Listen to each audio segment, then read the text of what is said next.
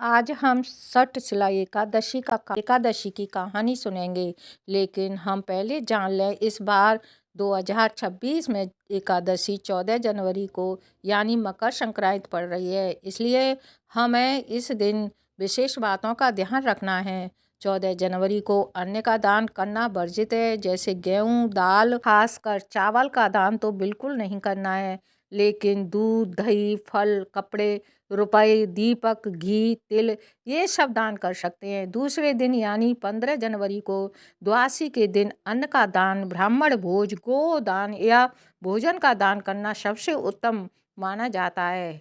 चलिए अब हम कथा एक गांव में एक ब्राह्मणी रहती थी। वह उच्च कुल में जन्मी थी। वह अच्छी शास्त्र और पूजा पाठी थी। वह भगवान विष्णु की अनन्य भक्त थी। वह हर रोज स्वयं ब्रह्म मुहूर्त में उठकर नहाती, फिर तुलसी माता को जल सींचती, फिर धूप करती और शाम के समय तुलसी माता के सामने दीपक जलाती और वही आसन लगाकर विष्णु सहस्त्र नाम का पाठ करती, कठोर व्रत करती। और ऐसे ही उसके दिन निकलने लगे। ब्राह्मणी की भक्ति इतनी कठोर थी, उसने अपने जीवन में बहुत कठिन व्रत किए। तभी निर्जला उपवास, कभी केवल फलाहार तो कभी लगातार कई दिनों तक केवल जल पर रहती। ऐसी तपस्या करने से उसका शरीर शुद्ध और तेजस्वी हो गया था।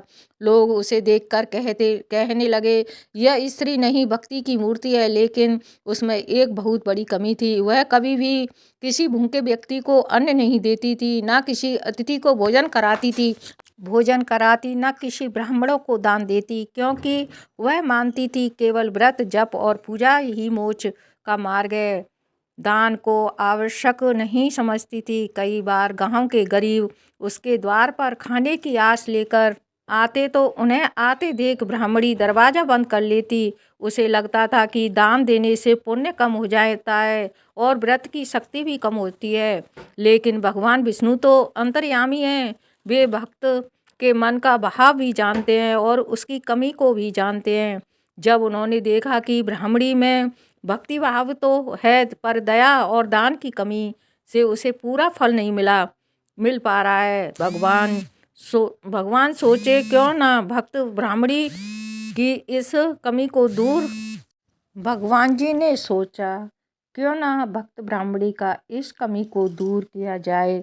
तब ब्राह्मण ने एक लीला रची। एक दिन भगवान विष्णु ने एक साधारण ब्राह्मण का रूप बनाया और शरीर पर जर्जर वस्त्र, हाथ में भिक्षा का कटोरा और चेहरे पर थकान की रेखाएं लेकिन ब्राह्मणी के घर गए। दहलीज में आवाज में बोले, देवी मैं कई दिनों से भूखा हूँ, अगर आपके घर से थोड़ा सा खाना मिल जाए तो मेरा उद्धार हो जाएगा। ब्राह्मणी उस समय पूजा में लीन थी। ब्राह्मण की बाणी सुनकर वह गुस्सा हो गई। उसे लगा कि यह व्यक्ति उसकी साधना में बाधा डाल रहा है। अज्ञानता और अहंकार के कारण उसने रसोई से खाना लाने की बजाय बाहर पड़ी मिट्टी की एक मुट्ठी भरकर ब्राह्मण की कटोरे में डाल दी और कहा, यह लो भिक्षा और जाओ यहाँ से। भगवान विष्णु मुस्कुराए, बिना कुछ कहे बिना वहाँ से चले गए। ब्राह्मणी को बिल्कुल भी अफसोस नहीं हुआ। उसे लगा उसने अपने व्रत की रक्षा कर लिए है। समय निकलता गया। ब्राह्मणी ने शरीर का त्याग किया। उसकी कठोर भक्ति और व्रतों के प्रभाव से उसे वैकुंठ लोक मिला। जब वह वैकुंठ पहुंची तो चारों ओर की चमक दमक देखकर वह बहुत खुश हुई। लेकिन उसे रहने के लिए एक छोटी सी खाली कुटिया दी गई। ना वहाँ अन्न था, ना कपड़े थे, ना कोई धन वैभव था। कुटिया के पास केवल एक आम का पेड़ था जो कभी कभार ही फल देता था। वही पास में देवात्माएं स्वर्ग महलों में रही थीं, पर उसकी कुटिया सूनी और धन रहित थी। वह देखकर ब्राह्मणी के मन में दुख हुआ।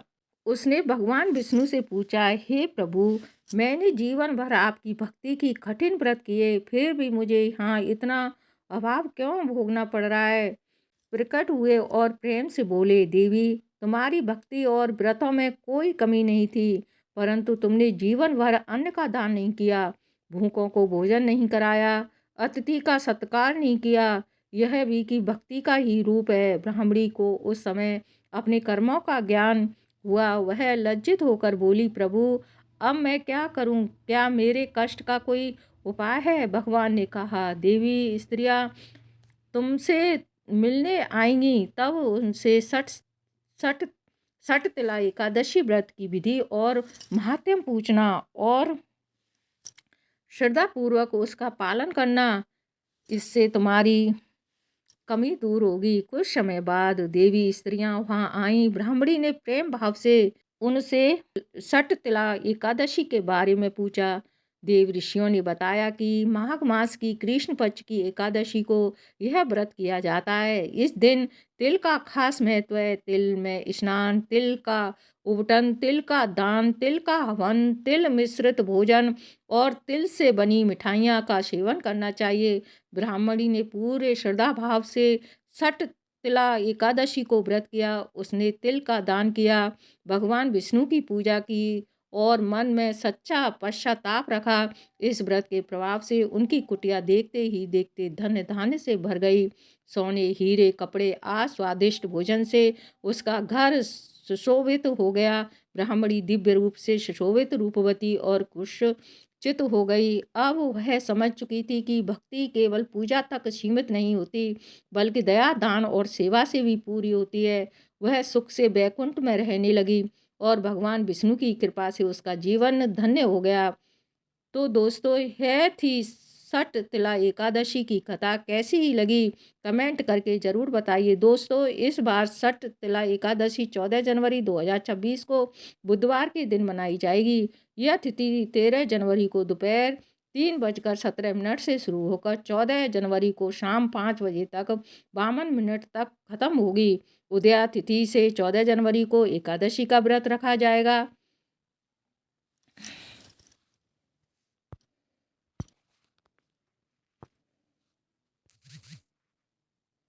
दोस्तों, कहानी पसंद आई हो तो लाइक करना, सब्सक्राइब करना। धन्यवाद।